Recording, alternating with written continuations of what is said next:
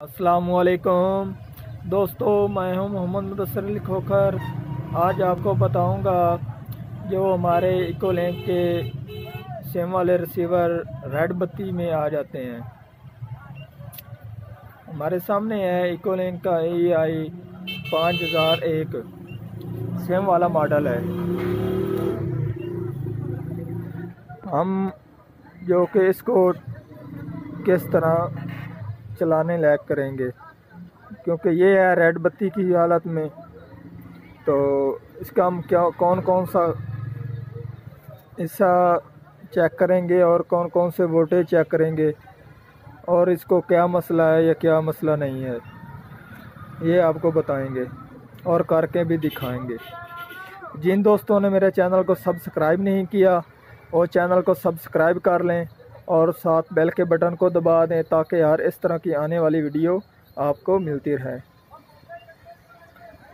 सबसे पहले हम जो कि इसकी सप्लाई के वोल्टेज हैं वो चेक करेंगे, और जो कि हमारे ये दो SMD हैं इनके वोल्टेज चेक करेंगे। सबसे पहले हम वोल्टेज चेक करेंगे। सबसे पहले हम वोल्टेज चेक करेंगे क्या हमारी सप्लाई के जो कि वोल्टेज हैं वो ठीक आ रहे हैं। 3.3 है।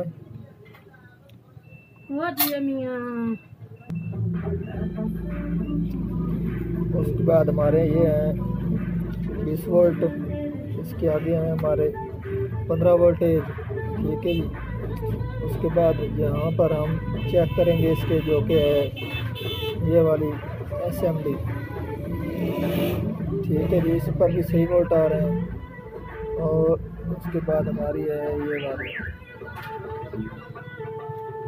आप देख सकते हैं इस पर भी 1.7 वोल्ट सही आ रहे हैं।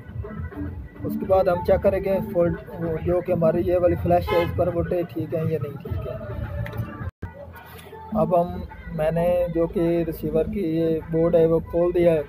अब मैं इसके जो कि हमारे फ्लैश के वोल्टेज हैं वो चेक करेंगे क्या सही आ रहे हैं या नहीं आ रहे हैं। सही आ रहे होंगे तो उसके बाद हम जो कि ये वाली इसका बोर्ड है इसको अच्छी तरह से साफ़ करेंगे, क्योंकि इसकी पल्स की मदद से ये प्रोसेसर वर्किंग करता है और काम करता है, और चंद पल्सें जाती हैं जो कि हमारी फ्लैश को उसकी वजह से ऑन होता है। तो इस आजकल नमी का मसला है, इसलिए इसको हम साफ़ कर देंगे। तो उसके बाद इसका हम सॉफ्टवेयर करेंगे। पहले चेक करेंगे साफ़ करने से चल गया तो ठीक है, नहीं तो उसके बाद ये इसका सॉफ्टवेयर तब्दील करेंगे और करेंगे।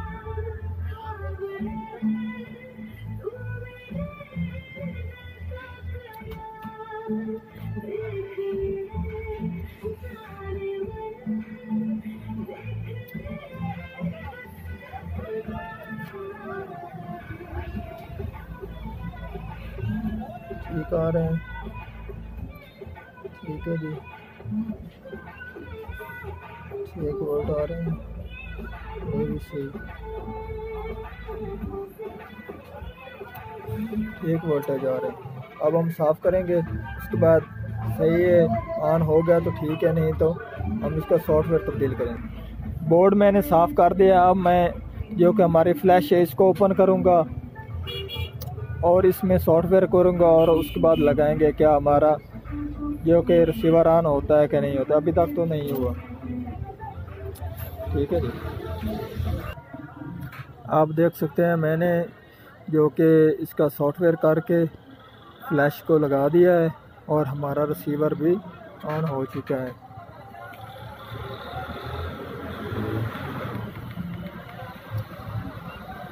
ठीक है जी,